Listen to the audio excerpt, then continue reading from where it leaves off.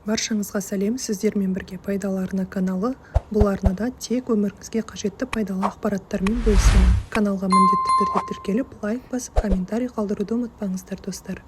Бүгін сіздерге үй жағдайында мерекелік әдемі шарларды қалай жасауға болады, соны үйретемін.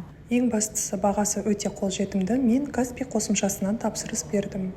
Өзіңізге ұнайтын көлемде және де өзіңізге ұнайтын түрлі түстерін таңдап, әр түрлі көлемде үрлеп шығамыз. Астыңғы қатары кішкене үлкенірек болу керек, үстіңгі қатары кішірек болу керек. Үстіне қойылатын сандық шарды осындай насостың көмегімен үрлеуге болады, немесе өзінің ішінде трубочкасы болады, соның да көмегімен үрлеп шығуға болады. Ең бірінші астыңғы қатарын жасаймыз. Астына өздеріңізге қалай ыңғайлы 4 шардан немесе 5 шардан жасауға болады. Ең маңыздысы, шарлардың көлемі бірдей болып, бір-біріне бөгет жасамайтындай болуы керек.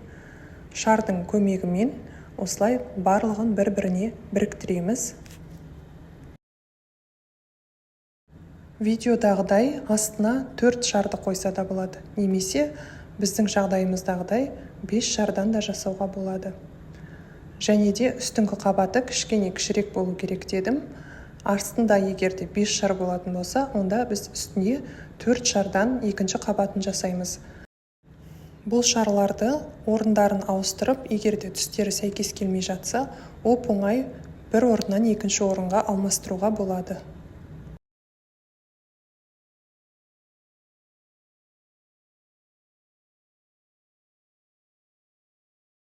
Мерекелік шардың астыңғы қабаты дайын. Енді шар орнында орнықты болуы үшін бір шардың ішіне суды толтырып, аузын мықтап жабамыз, және де шарды кері айналдырып, ең астынан тағып астыға қарай тартып қоямыз. Бұл біздің шар наборымыздың орнында орнықты тұруы үшін қажет.